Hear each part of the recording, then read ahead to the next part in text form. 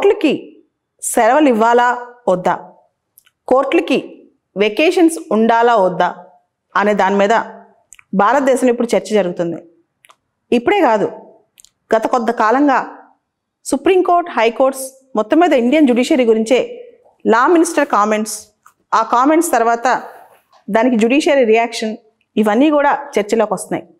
గత 4 సంవత్సరాలుగా చూసుకుంటే జ్యుడిషియరీ ఇంతకు ముందెన్నడూ లేని విధంగా వార్తలోకి వస్తుంది. రంజన్ గొగోయ్ ఎపిసోడ్ చూస్తే చీఫ్ జస్టిస్ ఆఫ్ ఇండియా మీద ఒక సెక్షువల్ హరాస్మెంట్ కేసు, అంతకుముందు 4 జడ్జిలు బయటకు వచ్చి chief justice of India mastering the roster అని చెప్పి వాళ్ళు ఫస్ట్ టైం 4 జడ్జెస్ మీడియాలోకి రావటం. సో ఇదంతా జరుగుతున్నప్పుడు అంతకుముందు జస్ట్ సదాశివం గారు గవర్నర్గా, అంటే chief justice of India retire అయ్యాక ఆయన గవర్నర్ అవటం, ఆ తర్వాత రంజన్ గొగోయ్ గారు రాజ్యసభకు నామినేట్ అవటం, నామినేట్ అయిన తర్వాత కొన్ని కామెంట్స్ చేయటం, దాని మీద చర్చ జరగటం, రాజ్యసభలో ప్రివిలేజ్ మోషన్ దాకా పరిస్థితి వెళ్ళే అవకాశం రావటం అనమాట. సో ఇండియన్ జ్యుడిషియరీ ఇప్పుడు పబ్లిక్ డొమైన్లో చాలా నలుగుతోంది. ప్రస్తుతం అయితే లా మినిస్టర్ ఎక్కడ జ్యుడిషియరీని వదలట్లేదు. మొన్నటికి మొన్న మనం చూస్తే వైస్ ప్రెసిడెంట్ ఆఫ్ ఇండియా ఒక స్టేట్మెంట్ ఇచ్చారు. ఆయన మెయిడెన్ స్పీచ్లో, యాజ్ అ రాజ్యసభ చైర్మన్, ఆయన మెయిడెన్ స్పీచ్లో పార్లమెంట్ ఈ sitting on NJAC issue from the last 7 years. Judiciary ఒక ఇష్యూ మీద 7 ఏళ్ల క్రితం ఒక జడ్జిమెంట్ ఇస్తే పార్లమెంట్ తర్వాత ఏమీ చేయకుండా వదిలేసింది. జ్యుడిషియల్ అపాయింట్మెంట్స్ కమిషన్ మళ్ళీ తీసుకురావాలి, దానికి పార్లమెంటే దానికి ముందు నడిపించాలి అని చెప్పి మన వైస్ ప్రెసిడెంట్, అంటే రాజ్యసభ చైర్మన్గా ఆయన ఫస్ట్ రోజు మాట్లాడుతూ మెయిడెన్ స్పీచ్లో చెప్పారనమాట. ఇన్ని విషయాలు జ్యుడిషియరీ మీద వస్తున్నాయి. అంతెందుకు, జనరల్గా యూపీఎస్సీ కానీ ఏ ఇంటర్వ్యూస్ ఉన్నా సరే regular question, do you support judicial activism, should judiciary needs to follow a restraint. ఈ క్వశ్చన్ కూడా there should be a fine balance between activism and restraint. యాక్టివిజంకి రెస్ట్రైంట్కి మధ్య ఒక ఫైన్ అండ్ పర్ఫెక్ట్ బ్యాలెన్స్ కూడా ఉండాలి. అయితే ప్రస్తుత అంశం ఒకసారి చూస్తే ఇండియన్ జడ్జెస్, ముఖ్యంగా మన సుప్రీంకోర్టు, హైకోర్టు, కింద కోర్టులో ఎక్కువ వెకేషన్స్ తీసుకుంటున్నారా, దాని మీదే చర్చ అంతనమాట. లా మినిస్టర్ కిరణ్ రిజ్జు గారు రీసెంట్గా ఒక స్టేట్మెంట్ ఇచ్చారు. వెకేషన్స్ వల్ల, సమ్మర్ వెకేషన్స్, వింటర్ వెకేషన్స్, ఇలాంటి వెకేషన్స్ వల్ల ఎవరైతే జస్టిస్ కోసం ఎదురు చూస్తున్నారో వాళ్ళు నిరాశ పడుతున్నారు, వాళ్ళకి సరిగ్గా న్యాయం జరగట్లేదు అన్నట్టుగా ఆయన కొన్ని కామెంట్స్ చేశారనమాట. ముఖ్యంగా మనం చూస్తే హోలీకి 1 వారం రోజులు వెకేషన్స్, సమ్మర్కి 45 రోజులు వెకేషన్స్, తర్వాత దీపావళికి 15 రోజులు, వింటర్కి అంటే క్రిస్మస్ టైంలో 15 రోజులు, ఇలా చాలా సెలవులు తీసుకుంటున్నారు ఇండియన్ జ్యుడిషియరీ. దీనివల్ల లిటిగెంట్స్కి లాస్ అవుతుంది, వాళ్ళు జస్టిస్ కోసం ఎదురు చూస్తున్నారని చెప్పి కొన్ని విమర్శలు బయటకు వస్తున్నాయి. అయితే మనం ఇక్కడ కొన్ని విషయాలు అర్థం చేసుకోవాలి. ప్రపంచంలో ఉన్న అన్ని న్యాయ వ్యవస్థల్లో ఎక్కువ రోజులు పనిచేసే న్యాయ వ్యవస్థ భారతదేశ న్యాయ వ్యవస్థ. ఆల్రెడీ మన జ్యుడిషియరీ ఓవర్ బర్డెన్ అయిపోయిందనమాట. జనరల్గా జడ్జెస్ అంటే కోర్టులో కూర్చుని కేసులు వింటూ ఉంటారు అనుకుంటాం. అంతకంటే ఎక్కువగా జడ్జిమెంట్స్ రాయాలి, వాళ్ళ రిఫ్లెక్షన్స్ తెలియజేయాలి. ఆ క్వాలిటీ అక్కడే బయటపడుద్ది. చాలామంది జడ్జిమెంట్ ఏమొచ్చింది అంటారు, కానీ ఆ జడ్జి జడ్జిమెంట్ రాసేటప్పుడు ఆయన రిఫ్లెక్షన్స్ ఏమి ఇచ్చారని తెలియదు. రిఫ్లెక్షన్స్ అంటే ఏంటో తెలుసా? రేషియో డెసిడెండి. రేషియో డెసిడెండి అంటే రీజన్ బిహైండ్ ద డెసిషన్. ఆ డెసిషన్కి ఆ జడ్జి ఎలా అరైవ్ అయ్యారు అనేది చాలా ఇంపార్టెంట్. దాన్నే రేషియో డెసిడెండి అంటాం. రెండోది, జడ్జిమెంట్లో మెయిన్ పార్ట్ కాకపోయినా జడ్జెస్ జడ్జిమెంట్ ఇస్తూ కొన్ని కామెంట్స్ చేస్తుంటారు, అంటే కొన్ని వ్యాఖ్యలు చేస్తుంటారు. వాటిని ఆబిటర్ డిక్టా అంటాం అనమాట. ఆబిటర్ డిక్టా అంటే ఇట్స్ ఎ పాసింగ్ మార్క్. ఆ రిమార్క్స్ కూడా ఫ్యూచర్ జూరిస్ప్రుడెన్స్ పెరగడానికి పనికొస్తాయి.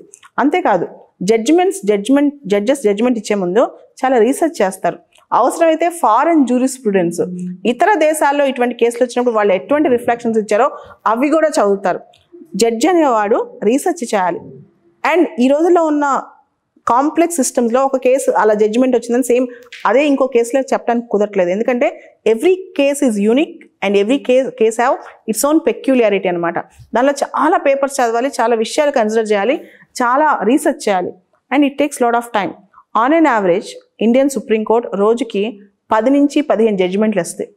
Same on an average US supreme court సంవత్సరానికి 10 నుంచి 15 జడ్జిమెంట్లు వస్తాయి. సో ఇండియన్ సుప్రీంకోర్టు రోజుకి 10 నుంచి 15 జడ్జిమెంట్లు వస్తాయి. యూఎస్ సుప్రీంకోర్టు సంవత్సరం మొత్తానికి 10 నుంచి 15 జడ్జిమెంట్లు వస్తాయి. ఇక్కడే మనకు కనిపిస్తుంది అసలు ఇండియన్ సుప్రీంకోర్టు ఎంత ఫాస్ట్ పేస్లో పనిచేస్తాం. కానీ మనం ఏమంటాం అంటే మన జ్యుడిషియరీ స్నెయిల్గా, అంటే చాలా స్నెయిల్ పేస్లో పనిచేస్తూ అంటాం, చాలా నత్తనడక నడుస్తుంది అంటాం కదా. అది కాదనమాట. మనం ఇంకోసారి గమనిస్తే ప్రతి సంవత్సరం మన సుప్రీంకోర్టులో 25,000 కేసులు పిటిషన్లు వేస్తూ ఉంటారు. Every year 25,000 cases.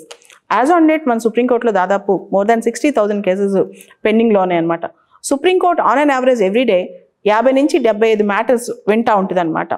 అయితే అసలు ఈ చర్చ అంతా ఎందుకు స్టార్ట్ అయిందంటే మన చంద్రచూడ్ గారు, మన చీఫ్ జస్టిస్ ఆఫ్ ఇండియా ఒక మాట చెప్పారు. ఈ ఇప్పుడు వింటర్ హాలిడేస్లో వెకేషన్స్ బెంచెస్ ఉండవు అని. అంటే అవసరమైనప్పుడు ఎమర్జెన్సీ కేసులో బెంచెస్ పెట్టొచ్చు, కానీ వెకేషన్ బెంచెస్ అఫీషియల్గా ఉండవు అని చెప్పి చేశారు. దాని మీదే ఈ గొడవ అంతా స్టార్ట్ అయిందనమాట. ప్రపంచవ్యాప్తంగా మనం ఇతర జ్యుడిషియల్ సిస్టమ్స్, ఇతర కోర్టులు చూసుకుంటే, ఉదాహరణకి ఆస్ట్రేలియా సుప్రీంకోర్టు కేవలం 97 రోజులు మాత్రమే వర్కింగ్ డేస్లో ఉండి ఓరల్ ఆర్గ్యుమెంట్స్ ఉంటుంది. మిగతా టైంలో జడ్జెస్ రిటర్న్ ఆర్గ్యుమెంట్స్, తర్వాత జడ్జిమెంట్స్ అవి చూసుకుంటారు. కేవలం 97 డేస్ మాత్రమే ఓరల్ ఆర్గ్యుమెంట్స్ ఉంటుంది అనమాట. ఇండియాలో చూస్తే మన సుప్రీంకోర్టు దాదాపు 190 నుంచి 190 రోజుల పాటు పనిచేస్తుంది సంవత్సరానికి. అదే సింగపూర్ సుప్రీంకోర్టు 145 రోజులు హాలిడే తీసుకుంటుంది సంవత్సరానికి. యూకే సుప్రీంకోర్టు 180 రోజులు హాలిడే తీసుకుంటుంది. కెనడా సుప్రీంకోర్టు 120 రోజులు హాలిడే తీసుకుంటుంది అనమాట. సో హాలిడేస్ అనేవి రిక్రియేషన్, రిజ్యూనేషన్ మాత్రమే కాదు. హాలిడేస్ అనేవి రీసెర్చ్ కోసం, హాలిడేస్ అనేవి జడ్జిమెంట్స్ రాయడం కోసం, హాలిడేస్ అనేవి రిఫ్లెక్షన్స్ కోసం, హాలిడేస్ అనేవి qualitative and effective efficient justice delivery. అంటే నువ్వు ఎన్ని రోజులు పనిచేస్తున్నావు అని కాదు, ఎన్ని గంటలు పనిచేస్తున్నావు అని కాదు, ఎంత క్వాలిటేటివ్ అవుట్కమ్స్, ఎంత ఎఫిషియెంట్గా నువ్వు జస్టిస్ డెలివరీ చేస్తున్నావు అనేది చాలా ఇంపార్టెంట్ అనమాట. సో దీన్ని మనం మిస్ అవ్వకూడదు. తర్వాత ఇండియాలో చూసుకుంటే మనం కొన్ని అంశాలు ఇక్కడ గమనించాలి. ఒకటి, జడ్జెస్కే కాదు, లాయర్స్ కూడా హాలిడేస్ కావాలి కదా. లాయర్ కూడా వర్క్ చేస్తారు కదా. జడ్జెస్కే కాదు, లాయర్స్ కూడా కావాలి. దాంతోపాటు జడ్జెస్ ఆరోగ్య పరిస్థితి. Most of the judges are senior citizens. చాలా అంటే వాళ్ళ రిటైర్మెంట్ ఏజ్ సుప్రీంకోర్టు 65, హైకోర్టు 62 అయినా చాలామంది జడ్జెస్ ఫిజికల్ ప్రాబ్లమ్స్తో ఎక్కువ గంటలు పనిచేసేవాళ్ళు. రోజుకి 12 గంటలు, 15 గంటలు. జడ్జి లైఫ్ ఎలా స్టార్ట్ అవుతుంది తెలుసా? పొద్దున్నే లేచి ఆర్డర్స్ డిక్టేట్ చేస్తూ ఉంటారు. రాత్రి ఇంటికి వచ్చిన తర్వాత కేసెస్ చదువుతూ ఉంటారు. అండ్ ఆ రోజు ఏ కేసెస్ వాళ్ళు చేయబోతున్నారో ఆ రోజు మార్నింగ్, ముందు రోజు నైటే కూర్చుని ఆ కేసెస్ని బేసిక్స్ ఒకసారి చూసుకుని వెళ్తారు. సో రోజుకి ఆన్ అండ్ యావరేజ్ హైకోర్ట్స్లో 120, 130, 140 కేసులు బెంచ్ మీదకి వస్తాయి. దానిలో వాళ్ళు 30-40 కేసులు ప్రాపర్ ఆర్గ్యుమెంట్స్ వింటారు. ఇలా రకరకాల సిస్టమ్స్ ఉన్నాయి అన్నమాట. అయితే వెకేషన్ బెంచెస్ పెడతారు. ఇప్పుడు ప్రస్తుతానికి లేవు అని చెప్పారు, కానీ జనరల్గా వెకేషన్స్ బెంచెస్ ఏం పని చేస్తాయి? వెకేషన్ బెంచ్లో బెయిల్ మ్యాటర్స్, మీకు తెలుసు కదా, bail is personal Liberty issue, ఖచ్చితంగా వెకేషన్ బెంచ్ కావాల్సిందే. Death penalty related issues, eviction related issues, అవన్నీ వెకేషన్ బెంచెస్ టైంలో ఇస్తారనమాట. అండ్ డాక్టర్స్ ఎలానో జడ్జెస్ కూడా అలానే. డాక్టర్స్ చేతిలో ప్రజల జీవితాలు, ప్రాణాలు ఉంటాయి. అలానే జడ్జెస్ చేతిలో కూడా లైఫ్ అండ్ డెత్ ప్రాబ్లమ్స్ కూడా ఉంటాయి. Not only civil and criminal matters. ఒక వ్యక్తిని వృత్తి చేయాలా లేదా అనేది ఫైనల్ కాల్ ఎక్కడికి వెళ్తారు? సుప్రీంకోర్టుకి వెళ్తారు. ఆ తర్వాతే పార్డనింగ్ పవర్స్ దగ్గరికి వెళ్తారు. ఇవన్నీ కూడా మనం గమనించాలి. తర్వాత ఇంటర్నేషనల్ స్టాండర్డ్స్ చూసుకుంటే ప్రతి 10 లక్షల మందికి 50 మంది జడ్జెస్ ఉండాలి. కానీ భారతదేశంలో ప్రతి 10 లక్షల మందికి మనం చూస్తే దాదాపు మనకి 1.4 బిలియన్ పాపులేషన్కి మనకి ప్రతి 10 లక్షల మందికి కేవలం 21 మంది జడ్జెస్ మాత్రమే ఉన్నారనమాట భారతదేశంలో. సో ఇది కూడా ఇష్యూ. ఓవరాల్గా చూసుకుంటే వెకేషన్స్ అనేవి ఎక్కడి నుంచి స్టార్ట్ అయినాయి అంటే మనం colonial legacy. Most of the మన అడ్మినిస్ట్రేషన్ కానీ మన సిస్టమ్స్ కానీ కలోనియల్ లెగసీస్ నుంచే వచ్చాయి. దానిలో సమ్మర్ వెకేషన్స్, యూరోపియన్ జడ్జెస్ ఇండియాలో వేడిని తట్టుకోలేరు కాబట్టి సమ్మర్ వెకేషన్స్ ఉంటాయి. లేదా క్రిస్మస్ హాలిడేస్ కావాలి కాబట్టి వింటర్ వెకేషన్స్ ఉంటాయి. ఇవన్నీ కలోనియల్ లెగసీ కదా అనేవాళ్ళు కొంతమంది. అయితే ఇంకొకళ్ళు చాలా కమిటీస్, ఉదాహరణకి Malimath committee on criminal justice reforms, ఈ కమిటీ కూడా చేసింది. సమ్మర్ హాలిడేస్ అంటే హాలిడేస్ అనేవి 45 రోజులు, ఇన్ని రోజులు ఉండకూడదు, తగ్గించేయాలి, బాగా తగ్గించేసేయాలి అని చెప్పి 21 డేస్ కల్లా తగ్గించేయాలని. అలానే ఫార్మర్ చీఫ్ జస్టిస్ లోదా కూడా జడ్జెస్ దగ్గర నుంచి ముందే షెడ్యూల్ తీసుకోవాలి, దాని ప్రకారం వాళ్ళు రొటేట్ చేస్తూ వర్క్ చేయించాలి అని చెప్పి. ఓవరాల్గా ఈ ప్రాబ్లం సాల్వ్ అవ్వాలంటే ఎక్కువ మంది జడ్జెస్ ఉండాలి. రెండోది shift system, rotation system start అవ్వాలి. మూడోది justice delivery is a continuous process, there can not be break for that. చాలామంది సరదాగా కూడా అంటారు, సూర్యుడు ఉదయించడం మానేస్తాడా, లేకపోతే చంద్రుడు నైట్ టైం రావటం మానేస్తాడా, మనుషులు పనిచేయటం మానేస్తాడా, మనుషులు గుండె ఆగిపోతే ఎలా అని చెప్పి. అలానే డాక్టర్స్, జడ్జెస్ ఎవరైతే ఎసెన్షియల్ సర్వీసెస్, లిబర్టీస్ కోసం పనిచేస్తారో, ఆరోగ్యం కోసం పనిచేస్తారో, వాళ్ళు పర్సనల్గా ఇన్పర్సనల్ బ్రేక్ తీసుకోవచ్చు, కానీ సిస్టమ్ బ్రేక్ తీసుకోకూడదు. సిస్టమ్కి బ్రేక్ ఉండదు, పర్సన్స్కి బ్రేక్ ఉండొచ్చు, చూడండి, మనం ఇంత ఎఫెక్టివ్ సిస్టమ్ నడిపిస్తున్నాం. The people behind the curtain, the faces behind the curtain are bureaucrats. అది ప్యూన్ కావచ్చు, కలెక్టర్ కావచ్చు, చీఫ్ సెక్రటరీ కావచ్చు, క్యాబినెట్ సెక్రటరీ కావచ్చు. మనకి ఎవ్రీ ఎసెన్షియల్ సర్వీస్, అది రోడ్ ట్రాన్స్పోర్ట్ కావచ్చు, లేదా పవర్ ట్రాన్స్మిషన్ కావచ్చు, లేకపోతే ఎవ్రీ సర్వీస్, ఒక హెల్త్ ఎమర్జెన్సీ కావచ్చు, లేకపోతే ఒక జస్టిస్ డెలివరీ సిస్టమ్ కావచ్చు, ఎవరికి వాళ్ళు ఆ సర్వీస్లో వాళ్ళు నిపుణులే. ఆ వ్యక్తి ఉండాలని కాదు, అక్కడ వ్యవస్థ నడవాలి. వ్యవస్థ నడటం, వ్యవస్థకు బ్రేక్ లేకపోవడం ఇంపార్టెంట్. ఇండియాలో జడ్జెస్ సంఖ్య పెరిగింది కరెక్టే. At the same time cases సంఖ్య కూడా పెరిగింది, లీగల్ అవేర్నెస్ కూడా పెరిగింది. ప్రతి ఒక్కరు చాలా కేసులు సుప్రీంకోర్టు దాకా వెళ్తున్నాడు అనమాట.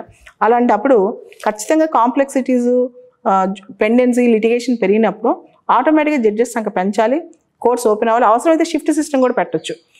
జడ్జెస్కి షిఫ్ట్ సిస్టమ్, కొంతమంది ఎర్లీ మార్నింగ్ స్టార్ట్ చేయొచ్చు, కొంతమంది లేట్ నైట్ వరకు ఉండొచ్చు. ఇట్లా రొటేషన్ పెట్టి షిఫ్ట్ సిస్టమ్ అనే కాన్సెప్ట్ కూడా తీసుకోవచ్చు అనమాట. ఇలా చేస్తే ఎఫెక్టివ్నెస్, ఎఫిషియన్సీ, క్వాలిటీ పెరుగుతాయి. అండ్ బ్లాటెంట్గా వెకేషన్స్ వద్దు కానీ కంప్లీట్గా కావాలి ఇదంతా కాదు. There should be complete overall. Judicial reforms is the need of the hour.